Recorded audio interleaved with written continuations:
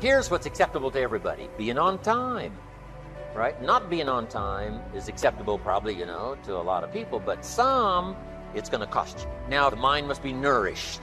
It's got to have good food. Food for thought. Bread for the head, we call it. Yes, you need a slice of toast in the morning, right, for your body, but you need a slice of cassette. A slice of cassette you put in the car system and listen. Let something feed your mind. Stand guard at the door of your mind. Don't just listen to anything and everything. Make sure that you're your own best filter of what goes into your mental factory and spins out the fabric of your life. Stand guard at the door of your mind. What is it that might be the key that you learn to let go of something? And this letting go is, of course, going to be uncomfortable. Why? Because it is something that no one, normally in our school systems, you don't. Find the subject how to let go, you find the subject how to get more. And so that means in that moment when people are getting confronted the first time with this type of teachings it's uncomfortable. And so someone is always confronted. Here then he's brought down. Then he gets message how he will build himself up again. Then he gets smashed down again, and so it continues when we as humans feel something is lacking. The answer is just consume more, which means just go out and look where are you going to find something that is going to fill up that gap, to fill up that hole that you are feeling. That is the approach that we have outside. You need a good library. And in this library, you need all kinds of persons. You need a book on Gandhi and you need a book on Hitler. Gandhi to show you how high and lofty someone's ambitions that are noble can go, and the other one to show you how despicable and low someone can sink in terms of pure evil embodied in people. Don't be afraid of the debate. Don't be afraid of the health debate. Don't be afraid of the religious debate, the spiritual debate. Don't be afraid for something you believe in to be challenged, because that's where the vigor and the flourishing of something is. It survives the debate. If it survives the debate, it's a pretty good idea. A senator in Washington, D.C. says, I got a great idea. Somebody says, oh, let's grab it and run with it. Say, no, we don't just grab it and run with it. What's the Senate for? To debate. And the rest of the Senate says, put your idea on the table and let's debate. Let me point out another important distinction between character and charisma. You may have noticed it already. In both its definition and its derivation, character doesn't refer to other people. It doesn't refer to having power over other people or getting other people to follow you or gaining favor with other people. Character is something that you have and that you are. You could be marooned on a desert island and your character would still be important. In fact, it would likely be very important in that situation. But charisma wouldn't do you any good at all. Charisma requires the presence of others, while character is all about you. Character is the person you are after you've chiseled and chiseled and have gotten past all the unnecessary material to what's underneath. I teach my staff around the world, put your goals in your journal. Because one of the major people you want to study is yourself. So here's the list of goals I put together 3 weeks ago. Here's the list of goals I put together 2 years ago.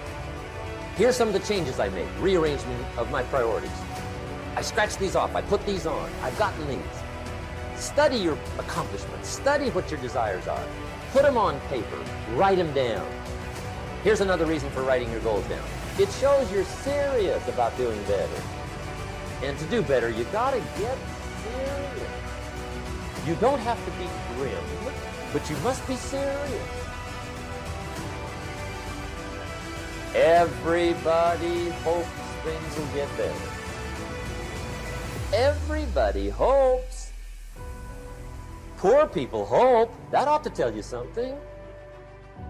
It means the future does not get better by hope. It gets better by plan. Your personal behavior in the marketplace. Not just what you know and what you've learned, ready now to serve in product or service, but a big share of your future success, both economically and every other way, is going to lie in your own behavior. This is part of personal development. how do you affect other people? Is that going to play a role in the kind of income you have and the kind of future you have? And the answer is yes, of course, yes. Here's one of the most important things to think of in the marketplace: your language. Now, some people who are inclined to use bad language, I'm telling you, in the marketplace is not the place. To use bad language in the marketplace, it's too costly. If you were to add up what it really cost, I'm telling you, you'd be a lot more careful. You've got to shift gears from the bar language to the marketplace language. Some things you can get by with telling a dirty story and, using a little profanity at the bar, but now when it comes to the marketplace, you've got to be careful. Everything will change for you if you will change. You don't have to change what's outside. All you've got to change is what's inside. To have more, you simply have to become more. And then he said, don't wish it was easier, wish you were better. Start working on yourself, making these personal changes. And he said it all. Change for you, don't wish for less problems, wish for more skills. Life is going to happen. And you're going to set up a plan, and you're going to have a vision, and you're going to hope that it's going to turn out perfect. But what so often happens in life is that things get burned and things go the wrong way, and it's in that moment that you're going to have to choose your reaction.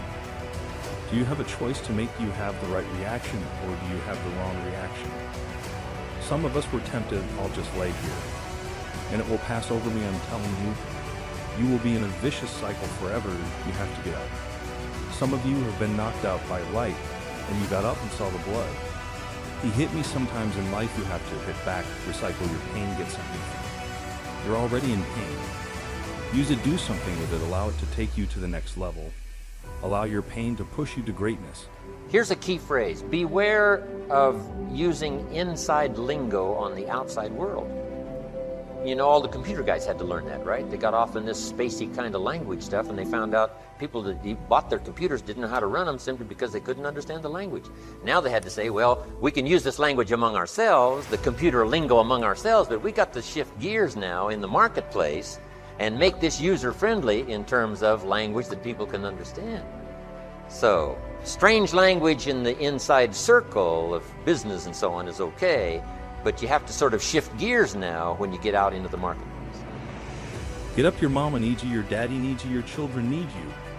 Get up, your why is going to push you. When you can't push yourself, when you want to quit and give up, your why is going to give you that edge you need, that advantage you need, that lift that you need to get to the next level. Your why, you better go inside. You're still looking outside for the stuff that's already. Inside, you're still looking for someone to save you. You're already your superhero. You're looking for some information from somebody when you already got what you need in your head. It's just time for you to get up and be the best version of you.